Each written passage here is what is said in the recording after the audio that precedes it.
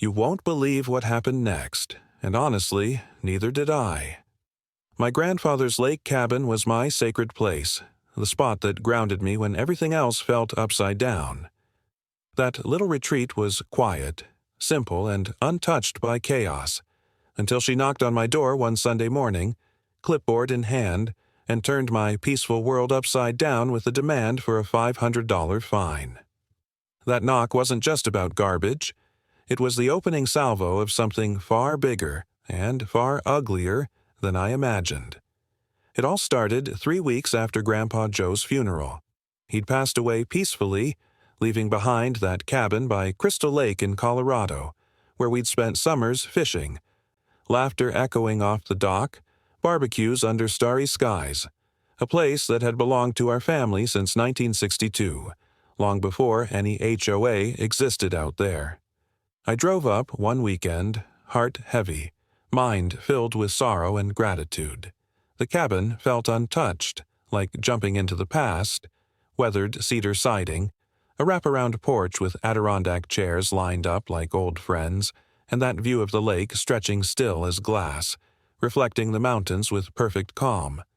I called Emma, talking about maybe turning the place into a weekend retreat. Something simple, something that honored Grandpa. And then she appeared.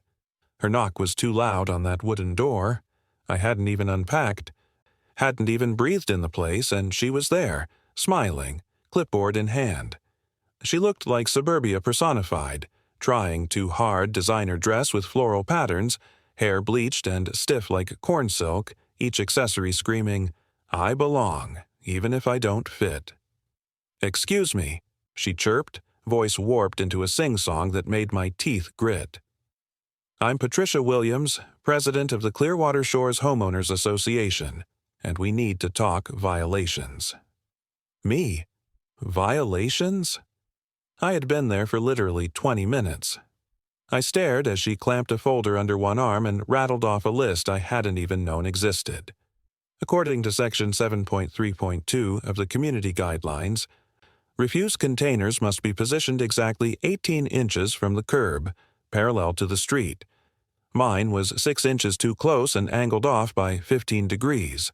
I blinked at her. Was she measuring my trash can with a protractor? Grandpa lived there for decades, never mentioned an HOA. She smiled wider, somehow more menacing. She told me the HOA formed in 2018 to protect property values and maintain standards. Grandpa had been grandfathered, but now that I had ownership, everything had to comply. She handed me a packet of papers thicker than a phone book. Paint colors, lawn height, architectural harmony, fence replacement with vinyl, all in approved earth tones or else. Estimated cost? Over $15,000. The cabin built in the 60s, untouched until now. I tried to argue that this place was family history. "Nope," she said. "Rules are rules, honey. You've got 30 days before legal action. And by the way, the trash can fine is due in 10 business days." She turned and walked away, heels clicking over gravel, leaving me staring after her, rage shimmering I hadn't felt in years. I decided to play ball, practically out of self-defense. I hired a painter, $3,000, to repaint the ceiling to ground cedar into the most lifeless beige I'd ever seen, just to meet their earth tone neutral requirement. I spent $1,500 on that vinyl fence. I bought a ruler to measure that trash can to within a millimeter, and I thought that would end it. But of course, it didn't. The following Sunday, she was back. Clipboard, smile, more violations. My car was reportedly parked at a 3-degree angle. My grass was 2.7 inches instead of 2.5. And get this, the bird feeder my grandpa hung 20 years ago was apparently a menace. Too many birds, disease risk, seed shells scattered, landscaping cleanliness violations. She wanted a professional cleaning and approved ground cover under it. While I processed that I'd been cited for feeding birds, my neighbor, Sandra Mitchell, watched from her porch. After Patty left, Sandra glided into an Adirondack chair like a woman born for the outdoors and said, "Honey, she's been tormenting this community for 3 years. You're not the first. You won't be the last.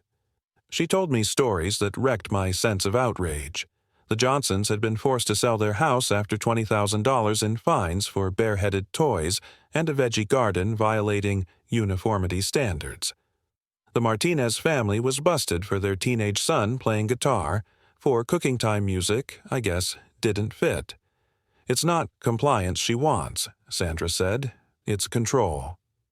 Then, one morning around 7, I was jolted awake by voices outside my bedroom window. I peeked and saw Patty, 2 strangers, and a guy I'd never seen with an official-looking badge, holding measuring tools, a camera with a zoom lens worthy of National Geographic. They were measuring everything: trash can alignment, car angle, porch chair placement. It felt like a sting operation. I scrambled for pants and opened the door. "Good morning, Marcus," she said, clipboard still whipping. "Monthly property inspection." She claimed 48-hour notice via email. Buried in my spam folder, of course. I called it harassment. She tilted her head. "It's community oversight." That was when I realized I'd started recording everything. My lawyer discovered something important. I couldn't be forced to repaint or replace things. The cabin was built before the HOA ever existed. I had grandfather rights. When I told Patty, her smile vanished. "Laws are laws," she snapped, "but community harmony matters more. If you don't fit, maybe consider whether this community suits your lifestyle." Even her thinly veiled insult dripped with control.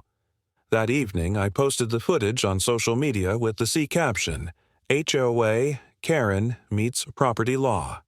It went viral, 50,000 views in 48 hours, comments rolling in with HOA horror stories of their own. I thought embarrassment might calm her.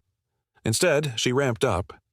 She called my employer, said I was harassing volunteers, creating a hostile environment. Contractors started canceling jobs. She'd painted me as a nightmare client. When my AC broke in July, 6 companies said they were too busy. The 7th slipped up and told me they'd been warned about me. Then she hired her brother-in-law as a private investigator, parked him in a van across the road. He took photos like I had paparazzi problems. Then came fines for Emma visiting, fines for grocery deliveries. Harassment elevated to art form.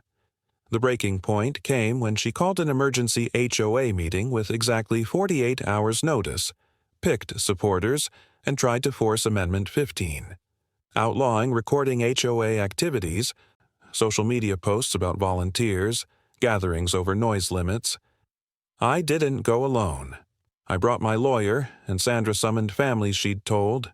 True neighbors turned up. The community center was packed, tension alive.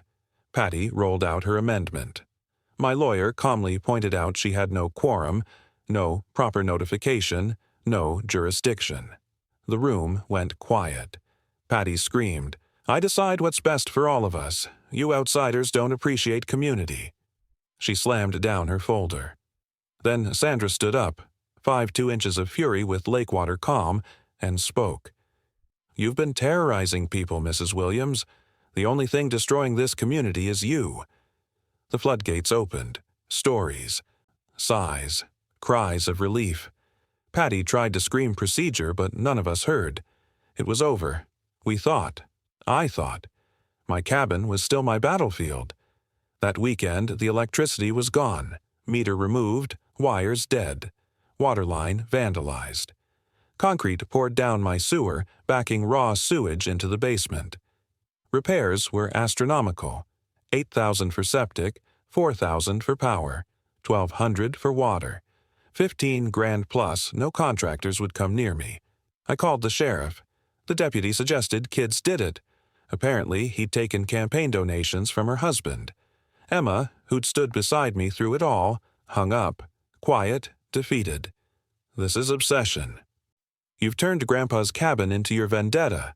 You're letting this bully win. She was right.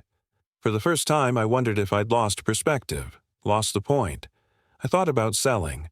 Then, at 11:30, one night, my phone rang. Tom Bradley, a guy I'd heard of but never met. owns the land around Crystal Lake. "Son," he said, voice weathered like rock and leather, "I hear you've got a problem.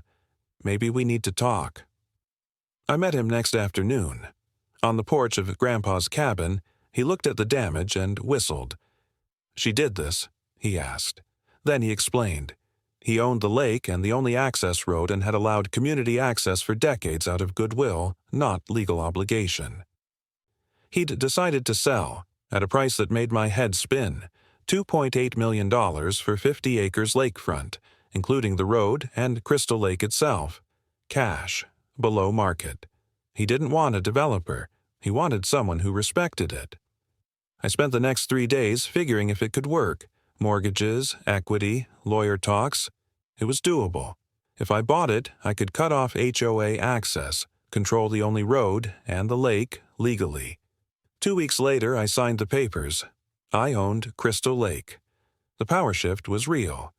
The next community summer festival loomed. Patty's showcase, lake games, a DJ, food trucks, banners declaring HOA pride, and her, sash and all. I showed up mid-speech, briefcase in hand. She gushed about unity, values, standards. Then I interrupted. I stepped forward, voice clear. "Crystal Lake is now private property. Any access requires my permission." The crowd went silent. She sputtered, "We have rights." My lawyer opened his briefcase, showed her deed. Courtesy had ended. I then laid out the camera footage, sabotage evidence, recordings of contractor blacklisting. The room crackled. Realization dawning. Sandra started clapping. Others joined. Patty's reign collapsed in real time. That night the uprising was complete. The fallout was swift. Her husband rang me. Different man, kind, terrified of the damage. He told me Patty had insecurities, traps of her past, but that didn't absolve her. Legal cases followed. Charges for property destruction, harassment, conspiracy to interfere with business. The HOA removed her, replacing her with Sandra. Fines rescinded. Official apologies to families driven out. She lost her marriage, her home, her status. 1 year later, I'm back on that porch, sunset rippling gold and crimson off crystal water. I see families, Martinez with tamales, Johnson kids playing, strangers drawn by how different this place became. Neighborly, without tyranny. Emma is beside me, dressed in soft light and tentative hope. "You weren't obsessed," she says. "You just stood up for something that mattered." The lake is mine. But used with respect, not fear. So if your HOA ever made you feel trapped or powerless, know this: they only hold power if you let them. And sometimes the smartest move isn't fighting harder, it's changing the game entirely. I didn't seek vengeance. I sought justice for what my grandfather built, and for what a community could be if not ruled by fear. Rights, ownership, humanity. Sometimes that's enough to rewrite the rules.